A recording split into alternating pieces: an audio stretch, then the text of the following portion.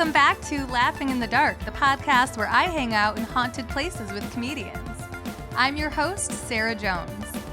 For this episode, I got to learn all about the chilling story of Starvation Heights with Gabe Dinger. Gabe Dinger is a stand-up comedian, writer, and actor from Portland, Oregon. After a decade of performing at some of the best stages in the Northwest, including Bridgetown Comedy Festival, Helium Comedy Club, and Bumbershoot, Gabe made his way to Los Angeles. Gabe travels the country to some of the best comedy clubs in America, opening for comedian Ron Funches. Gabe's comedy is kind yet cutting as he points out the absurdities that occur in everyday life. If you want, check out our Instagram at Lit Dark Podcast for photos that go along with this episode. For now, make yourself a snack, settle in, because we're about to learn all about the horrors of Starvation Heights.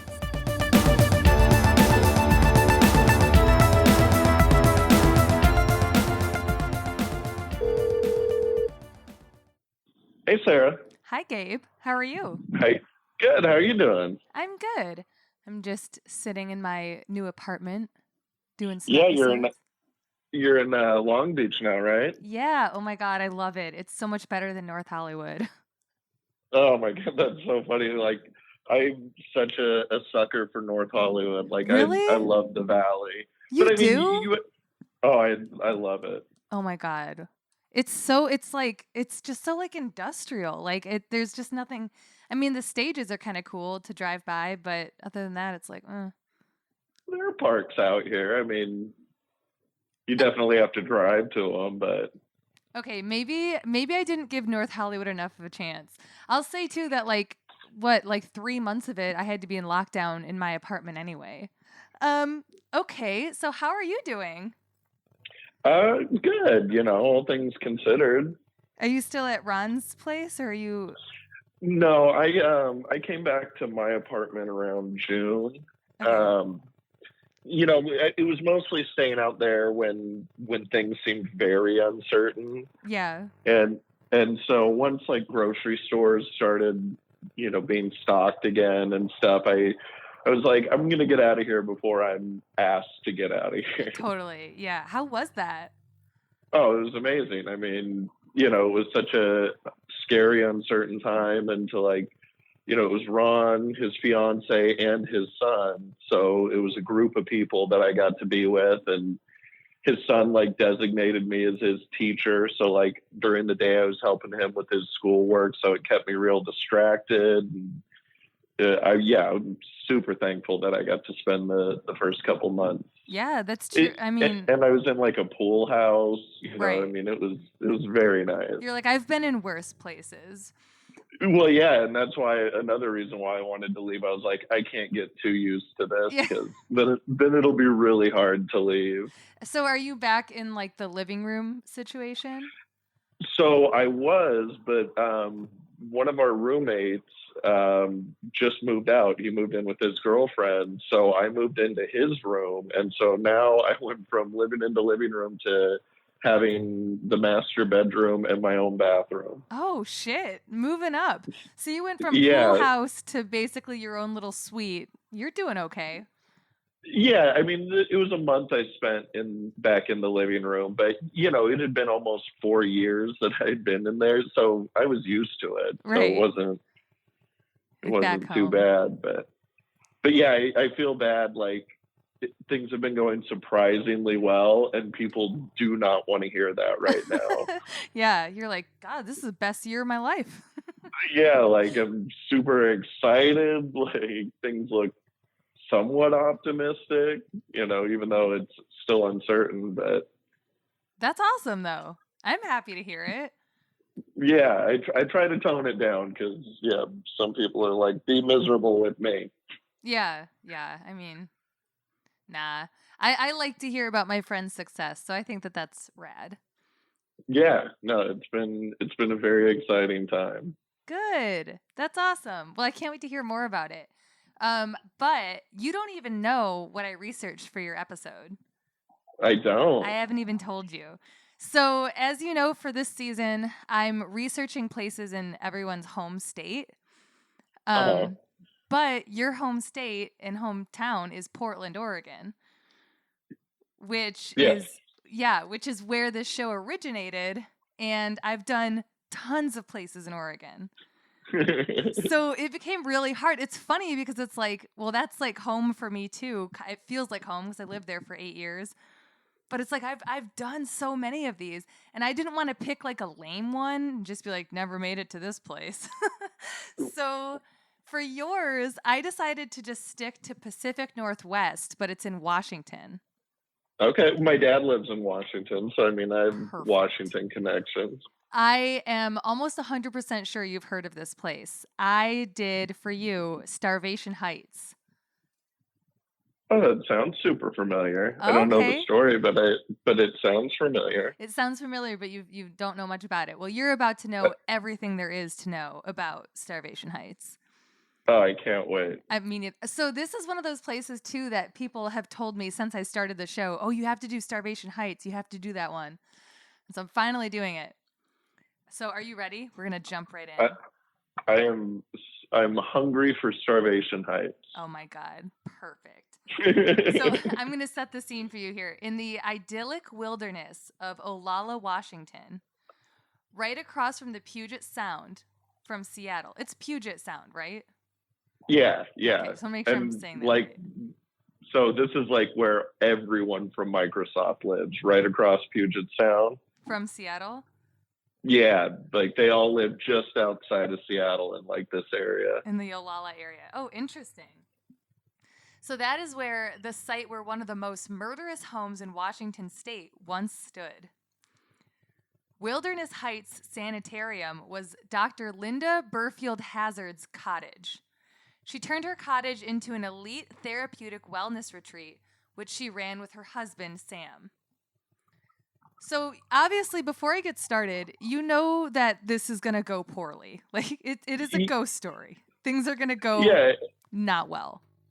And this was at a time where like a married couple could be like, I just want to turn our house into a sanitarium, I guess. Yeah, well, I mean, if you think about it, like with a lot of homeopathic or like fitness groups, like look at like Nexium.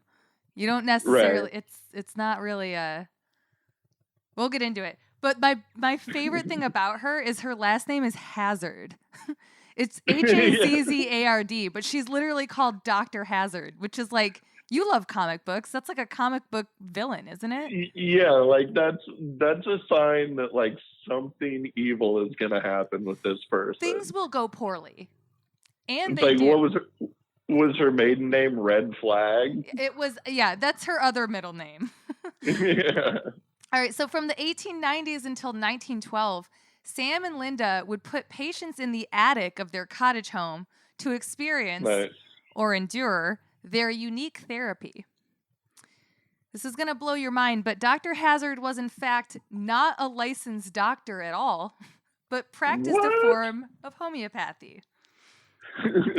Doctor was his first name? Yeah, exactly. She was able to operate her facility by exploiting a loophole that allowed her to practice her alternative and controversial medicine. She claimed her fasting therapy could cure anything from cancer to constipation, a miracle cure-all. Okay, wait. So basically she's like, hey, I'll treat you at my facility. What we do is we lock you up and we starve you. Literally exactly that. That you are going to make so much money off that. You're not paying for food. You're not paying for electricity up there. I mean, this is a pretty good scam. More than you even know. The wellness retreat would later be dubbed Starvation Heights by locals based on this fasting therapy. Here's actually where we get into your point here. Hazard's patients were typically wealthy, and many of them were convinced to starve to death under her care. It wasn't only a few deaths. Hazard's patients were dying by the dozens, with as many as 40 estimated to have died under her care. In fact, they don't know exactly how many victims Dr. Hazard had. Originally, bodies of the deceased were buried on the property with a tree planted over them to conceal the graves. Then, I thought it was going to be to commemorate. Well, I mean, I'm sure you could say that, but when you don't, that's how you spin it in court. Like, that's how, that way exist Like, forever. it's beautiful. But then, of course, as the number of bodies swelled, you can only plant so many trees. This ritual devolved, and instead, they were unceremoniously dumping bodies into the woods and finally hurling corpses off a cliff into the Puget Sound. Oh, boy. Yeah, I mean, what are you going to do?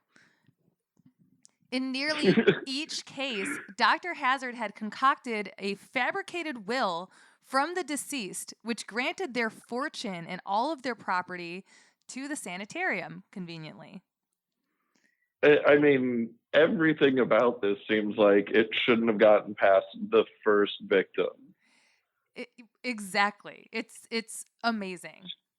Like, Even what were worse, police so busy with back then that this didn't immediately seem like something was wrong? well, and it even to the point that the entire town has a nickname about this place. So, as it turns out, her husband Sam had been kicked out of the U.S. Army for, you guessed it, forgery and embezzlement. Hazard herself had, in fact, been persuading the wealthy to sign over their estates in their will for quite some time by then. Even the land Starvation Heights sat on was allegedly procured this way. So during their starvation, the wealthy patients of Dr. Hazard would be convinced in their delirium to hand over their riches to the doctor, and if not, their will would just be forged entirely. The treatment... I mean, you gotta, I guess, admire their creativity and their gusto. Just like, hey, we'll just forge it. Like, we don't even need you to do this. I'm good at this. I've done this. Yeah, I mean... It's amazing. The treatment regimen was so severe, several patients tried to escape and would be found wandering, thin as skeletons and deathly weak, through the surrounding woods. They were given meals of watered-down soup, tomato or asparagus, and a few oranges per day at most. You're right, that's super cheap. I never thought about the costs that they're saving by not feeding. Asparagus soup, like, now your pee's gonna smell all weird, and it's probably smelling weird anyway because you're all malnourished. If you're peeing at all, if you even are getting enough water, I mean, Ugh.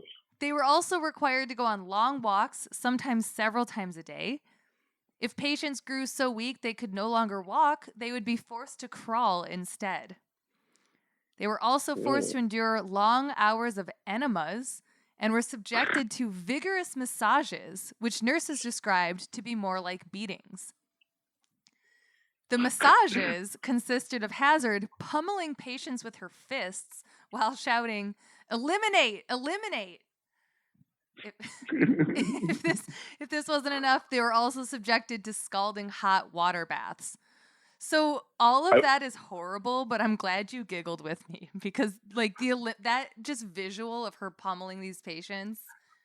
Well, and it actually took me back. I got a massage in San Francisco one time, and it was a very small lady, but she was super rough. And I told her at one point, I was like, maybe a little less pressure, and she just laughed at me and then kept going as hard as she wanted. Did you feel great afterwards, or was it just all around awful? No, I felt bruised afterwards. Like, it was all around awful. So maybe, but it reminded me of that lady. Like, they would have gotten along, I feel like. Absolutely. Just for her to laugh at you. Yeah, she just laughed at me, and that was all her only response, and then just kept going. She was like, "Deal with it, pussy. You're gonna feel great." Yeah. What's the point now? I don't do softer. Oh my God. So her patients were described as looking like living skeletons, barely able to move. Many of them, though they were clearly dying, still believed in the therapy. Weak and thin. I mean, that's classic rich people, right? Like, yeah. Like, no. But I feel I've never looked better. Yeah, and well, honestly, I that's what I was gonna keep saying is they're super weak, and they're being brainwashed to believe that they're following this strict regimen. Like, maybe it's supposed to get worse before it gets better, you know? Yeah, and only the weak will die. Yeah. And plus, you're rich, so like, what bad could ever come of this? This is in vogue. You look great. Yeah, you have to pay that for bad things to happen to you. Right. And if anything bad happens, you can pay your way out of it. Like you have this like false sense of security anyway. Right, right. Plus, Hazard by this time had acquired a bit of a cult following given her forceful personality.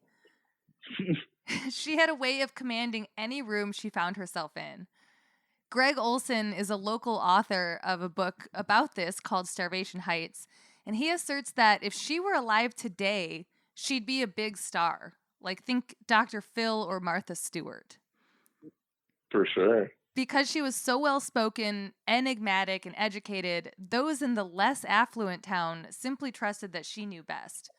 So this is a town of, like, undereducated people that are like, I don't know, she's a doctor. Dr. Hazard. Makes sense to me. Everything looks like it's going well over there. Yeah, or it totally feels like an Dr. Atkins type thing. Oh, totally. Where it's like, just eat bacon all day. You'll be great. Yeah, she was the Peloton of her generation. Literally. Linda Hazard truly believed that fasting would heal sickness and disease in the body, to be fair. She wrote a book called Fasting for the Cure of Disease in 1909, in which she asserted that whatever the manifestation, the only disease is impure blood and its sole cause, impaired ingestion. She wasn't the first to attribute illness to bad blood by far. Bloodletting goes back thousands of years to the Greeks and Egyptians. In fact, it's considered to be one of medicine's oldest practices. Hippocrates is often credited with popularizing the practice in the Roman Empire, and it was common practice in medieval Europe. It was later performed by barbers as a courtesy service. In fact, the red stripes in a modern barber's pole is meant to symbolize their blood-striped towels from bloodletting.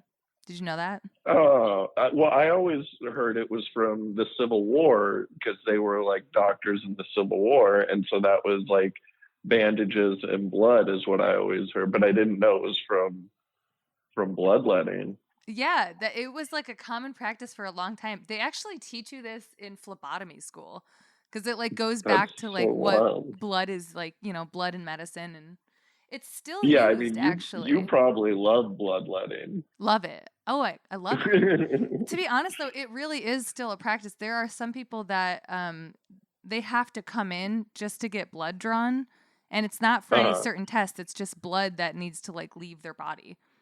Obviously, it's done the way you draw blood normally. We don't like slit their wrists and sit it over a bowl or anything. But it is weird to think of a barber being like, like, want me to trim your eyebrows, light your blood? Yeah, I mean, bleed you a little bit. They have all the technology. They have a razor in there. Yeah. But this was a thing for a long time. It was like, yeah. So my point is that it's not like her idea is coming out of nowhere. Like, she actually did believe in these practices. She believed that digestion was a huge part of health, which to an extent is true. And like, you still see that coming up in things. But then again, you also see quacks constantly that are like, you just need to have more whatever, insert random item here. Goji berry. Cut this out and add this. Right. And anything that purports itself to be a cure-all for anything is bullshit. Like, there has to be, this is why this is good for this specific thing. Obviously, diet is important for everyone, but starvation. But we have all different body types, and so what works for one person may not work for another. Exactly. Yeah.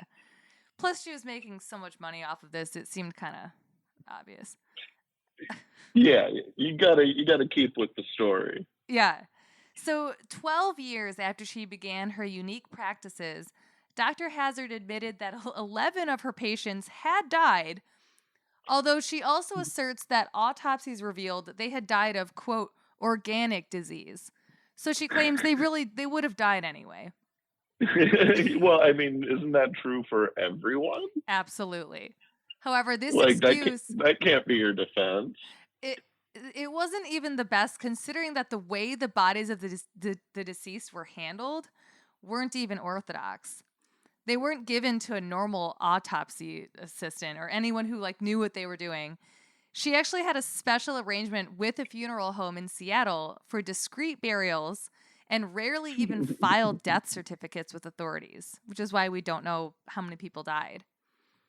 Plus, many of her autopsies were done by Dr. Hazard herself in her own bathtub. Oh my God. You have to remember, too, not a doctor. Not a doctor, yeah. So she's basically, this is to me the scariest image from this entire story. It's like, picture this emaciated body. Like they literally look like skeletons. I've seen pictures online. I'll put them on the Instagram when this episode comes out. But these people are like, I mean, they look like Holocaust victims. Like there's barely any skin like on their bones, you know? Ugh.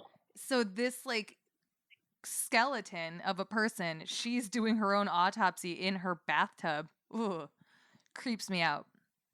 It just seems like such a weird process to go through, especially if you got friends with a funeral home who will do it discreetly.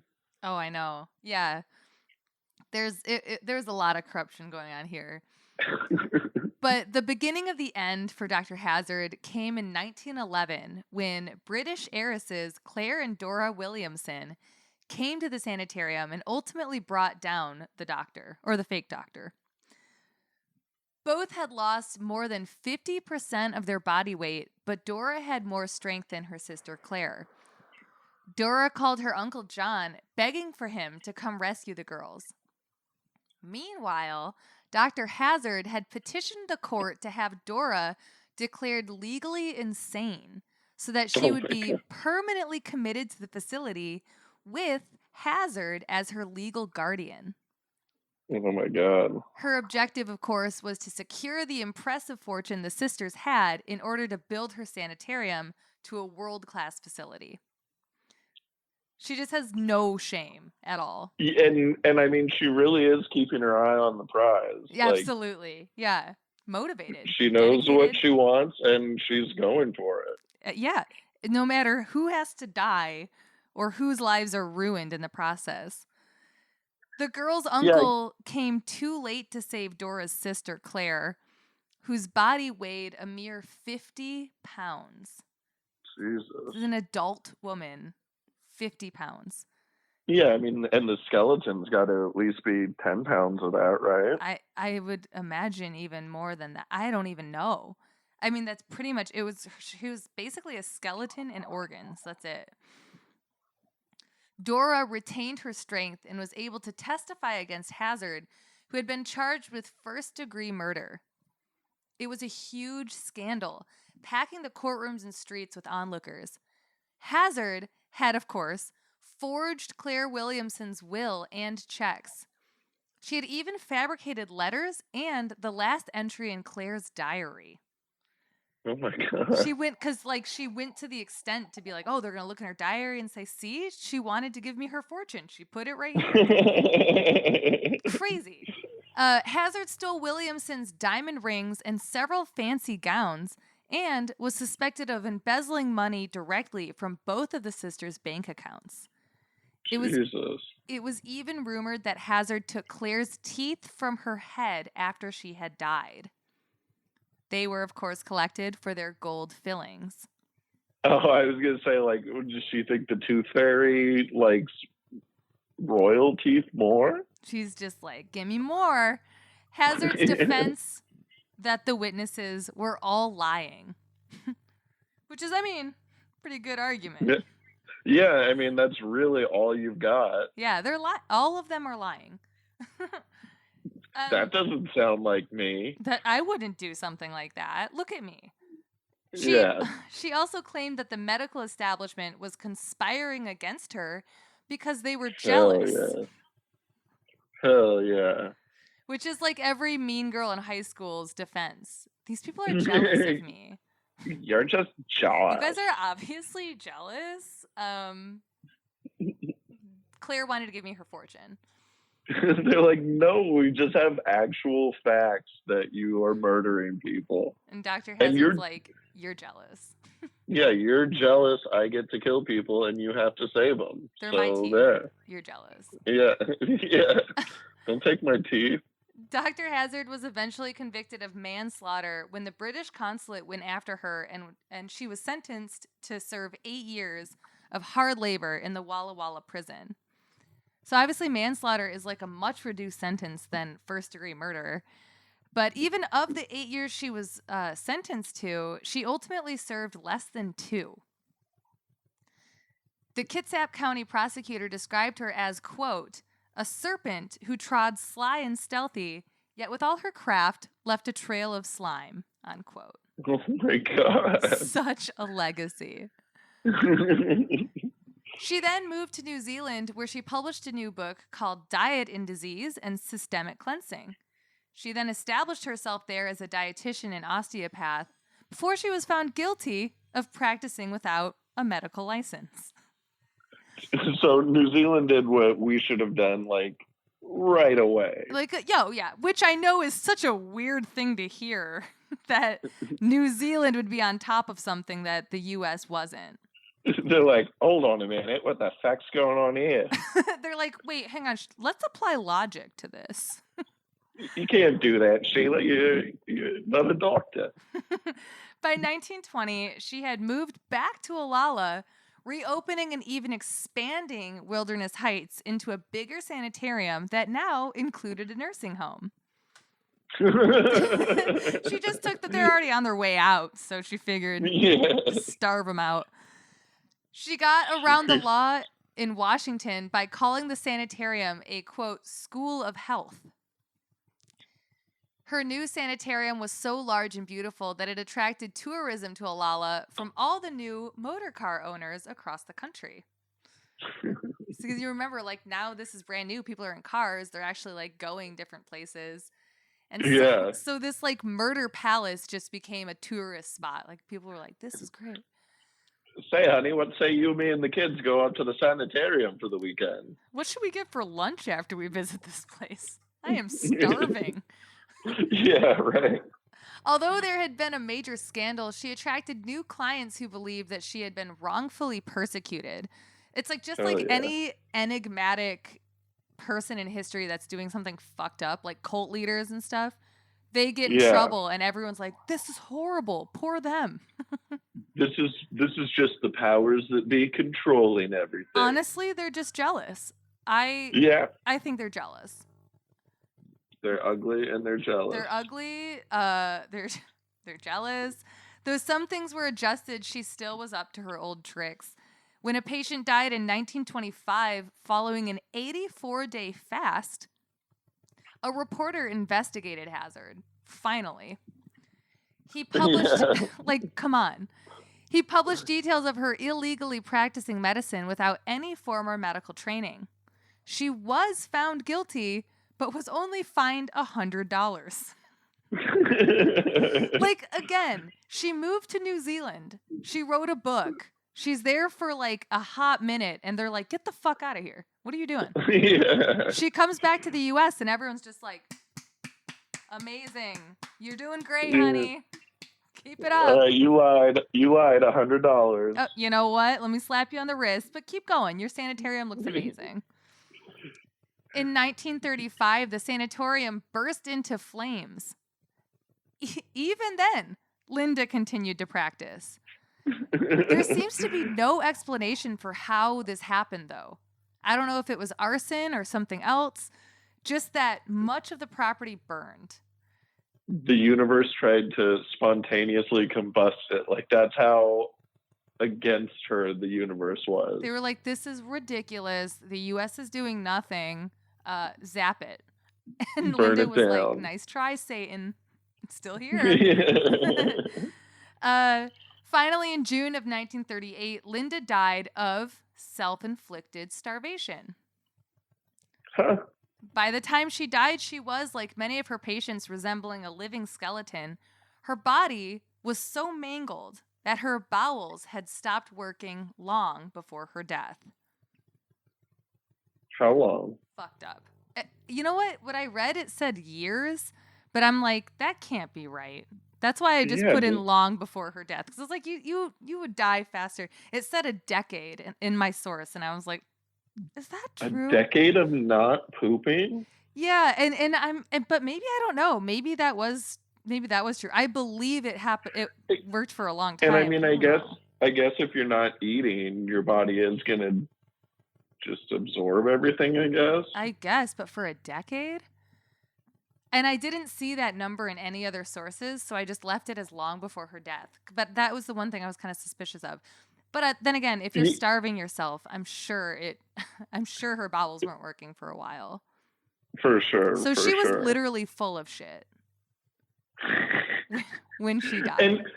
And I mean, look, definitely a terrible person, but at least she practiced what she preached. That's exactly you know? what I thought. That's why I keep saying, like, you know what? She really did believe in what she was doing. But then again, she's also Yeah. like stealing people's estates. Like, Yeah, she's definitely a shady, bad person, but she believed in the starving stuff. right. I mean, for that to be the way that she died too, I mean, okay. That's pretty wild. In a sense, it's kind of like the best kind of justice that's how she died. Like that horrible starvation. It's like torture. Yeah. So, okay. Ugh. For a place as horrifying as Starvation Heights, it's no wonder this place is rife with ghost stories and urban legends. Some say Linda Hazard still roams the halls of the sanatorium. The sanatorium was, after all, the Hazards' home for years, and even after the fire, parts of the building were still standing until as recently as the mid-2000s. The concrete foundation and the incinerator remained on the ground for years. Oh, because I don't know if I even mentioned, there was an incinerator on the property where she would burn the bodies. Why not? Why not? Why not? It just makes things easier. Yeah, I mean, if you're gonna have a sanatorium, you may as well have an incinerator. Yeah, how else are you gonna? You have a little sanatorium, crematorium. It kind of goes together. Yeah. For decades, voices and cries have been heard on the premises. Screaming is often heard in the woods, and figures have even been seen wandering the grounds. Indeed, when the sanatorium was still standing, patients, like I mentioned before, would sometimes try to escape.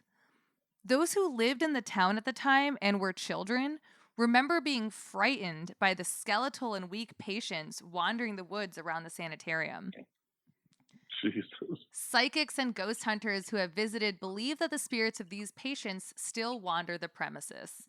Horrifying. I mean, to be one of those kids and to just see like skeleton people running across your backyard. Can you fucking imagine? That would be a nightmare. Yeah, you're not afraid of anything at that point besides those like starving people. There's no boogeyman in the life of those kids. It's just them. That sounds horrifying. If I saw that as an adult right now in the middle of the day, I'd shit my pants. Yeah, definitely bring it up at a city council meeting. Be like, there's a lot of starving people wandering around. They're scaring the shit out of us. I mean, not the shit out of them because their bowels haven't worked for years. Right, which is, I mean, probably the biggest upside to her plan. Like, that's how I would lean into it. Like, you want to never poop again? She's like, ladies don't poop. I'm living proof. Not for long. For real. But yeah, I'm slowly dying proof. Right. I'm barely living proof. Legend has it that an unknown number of bodies were quietly interred by the Hazards after dark. Members of the Washington State Paranormal Investigations and Research in May of 2005 claimed to hear voices begging, "Dig us up." It's rumored that some bodies were thrown into the ravine on the property, and others were, of course, burned in the sanatorium's own incinerator, or even chopped into pieces by Linda, using her ironing board and bathtub as her work area. Which, again, was on the premises. I feel bad for these victims, but here's the thing, like, dig us up, like, you're the one with unfinished business. Now I have to do work. Right. Like, why don't you figure it out? Here's like, I'm not gonna. How long have you been there? Yeah, manual labor. You're really asking, like, this is like a full weekend thing you're asking here. Right. And then what do we do when we're done? I mean, Yeah, just what do I bury get you out of again. this? Honestly, I'm starving. Yeah, we're gonna have to bury you again, and it just sounds like a whole lot of, move on. Can you imagine starting to like dig up their bodies and then taking a lunch break in between? God, all this work digging up these starving victims make me super hungry. To them. You just eat a sandwich right in front of them. Horrible. This is horrible. Legend has it. Put a diner on the foundation. Oh my God. But also, I mean, if you think about like all the places that are haunted, there's always like, well, there's an emotional connection there to it. So on the one side, it's like these people slowly were tortured to death in this location, but also imagine having your body dismembered in a bathtub. That's not a good way to like, I guess not go, but like, post death. Maybe if she would have spent less on an incinerator, she could have gotten something other than a tub to keep people in. I don't think she kept him in there. I think she was like initially, I think she was honestly just looking for anything on their bodies that is like valuable that they can keep. Rings and like jewelry and teeth. There are rumors of the spirits of two boys named Jeff and Kyle haunting the grounds. I don't know anything about them, but they sound kind of like Jeff and Kyle kind of sound like present day ghosts. Like, was anyone named Kyle in 1911? Yeah. And again, like, what do you guys need? Like, what's the unfinished business here? They're just like, I'm Jeff. This is Kyle. we died about something. It's not related to this, but we just kind of hang out here. That's I used to have a bit about a roommate telling me that an apartment we lived in was haunted. And I was like, our apartment was built in 1985. Like, what unfinished business did the ghost have? Did it not unload the dishwasher? Like, it just, yeah. Like, I feel like for a ghost to be scary, it has to be old. People say that all the time. Or they say, like, well, I never really hear about more recent ghosts anyway. But a ghost named Kyle, that's hilarious. Yeah, he sounds super chill. He sounds way chill. Exactly. And again, no one born in 1911 was named Kyle. There might have been. Do you think? Can you imagine? Because the name had to originate somewhere. I guess that's, where did it even come from? Because I have never, if you can picture like one of those just like faded black and white photos of some guy in like a coat, and it's like obviously they have that like bored look on their face because it used to take them fucking forever to take a photograph, so they're just standing there. And then it just says on the bottom like Kyle. This is Kyle. Yeah, I mean, maybe in 1911, Kyle was like a new fancy name. Yeah. Ooh, Kyle here. Ooh, he's elegant. He's a Kyle. Elegant. He's like, hey, it's Kyle. He's just still kind of like a surfer boy, just doesn't give a fuck. What's up, guys? Don't mind me. Kyle's Jeff. We'll just be napping most of the time. We're starving, though. Instead of throwing glasses across the room, they just turn on your PlayStation. You're like, what? God, what? Who keeps playing FIFA? Is this the spirit of Kyle? There are also rumors that some of the treasure stolen from her parents from her parents. Sorry. I meant to say the treasure stolen from her patients. I guess I was too focused on Kyle, who probably had treasure from his parents.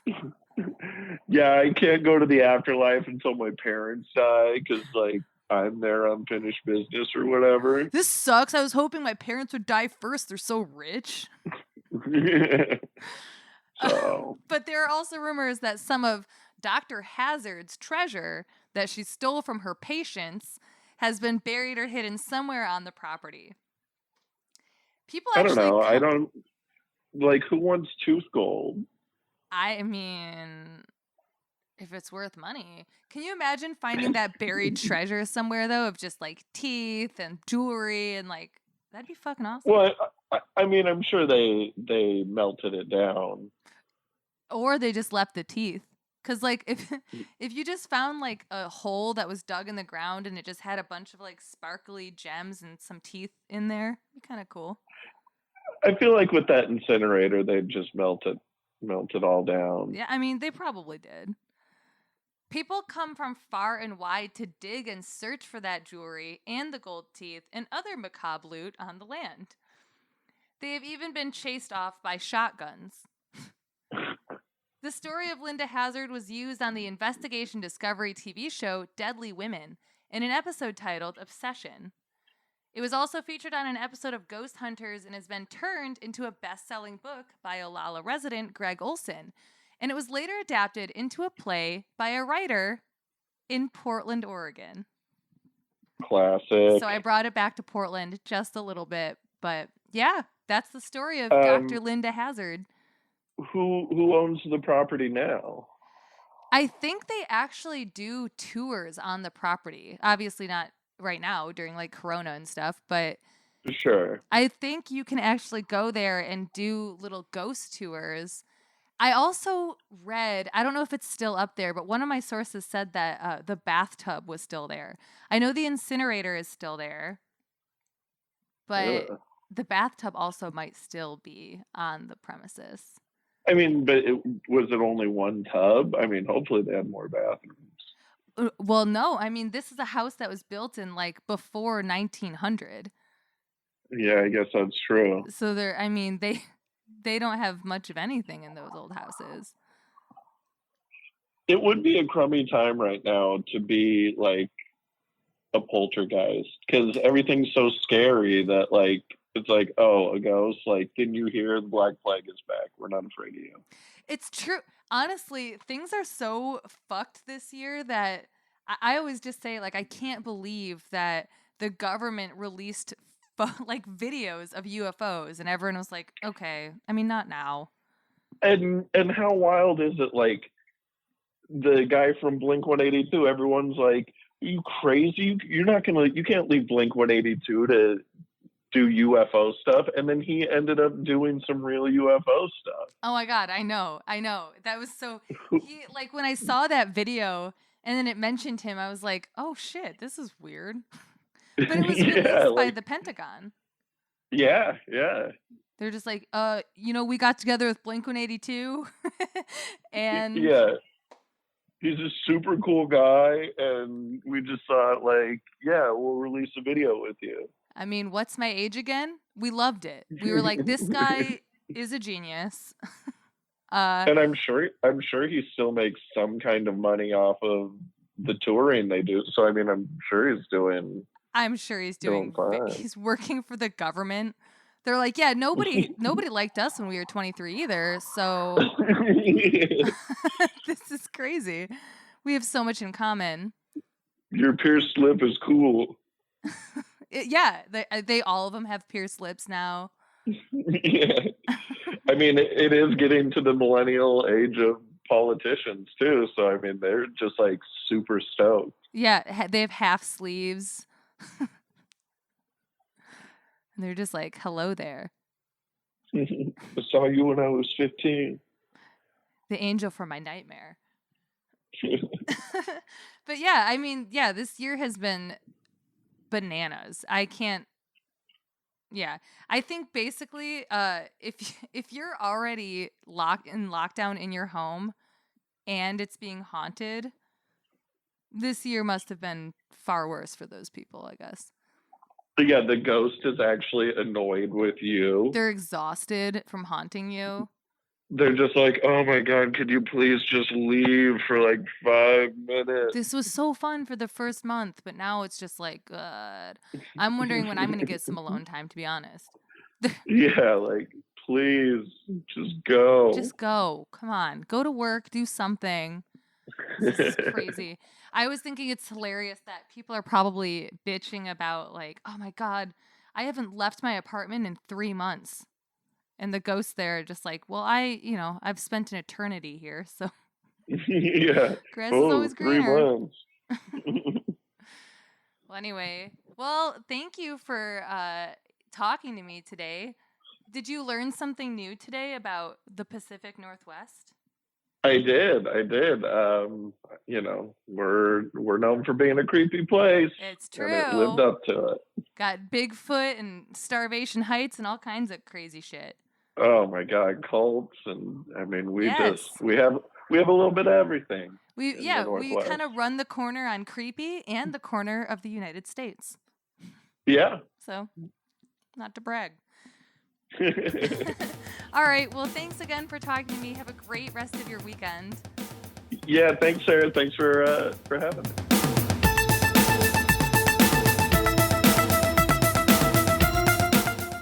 I hope you had fun with us while we explored the haunting history behind Starvation Heights. Be sure to find Gabe on Instagram with the handle @GabeDinger. That's at GABEDINGER. While you're at it, check us out on social media too. You can find us on Instagram with the handle LitDarkPodcast. That's at LITDARK Podcast. You can also find us on Facebook and YouTube. Drop us a comment, say hi. We love hearing from you. Special thanks for this episode goes to my producer, Randall Lawrence in Cranival Studios, my graphic designer, Jonathan Cooper in Heck Yeah Studios, Gabe for being such a fantastic guest, and of course, all of you for listening. I'll see you next time right here on Laughing in the Dark.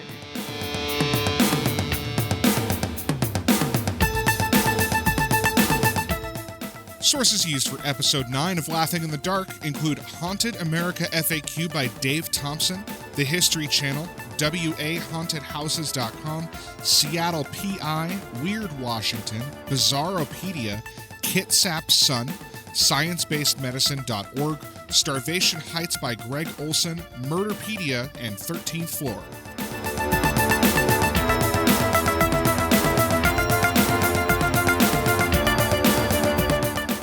Laughing in the Dark is brought to you in part by Heck Yeah Studio. Heck Yeah Studio is a creative effort working with people to create meaningful things. At Heck Yeah Studio, they work with clients to turn their ideas or existing brands into real or better versions. Heck Yeah Studio is the place to go for custom illustration for a full range of branding services, like killer logos, great colors and typography, and fun illustrations for pins, signs, prints, shirts, vehicles, posters, or anything you can imagine.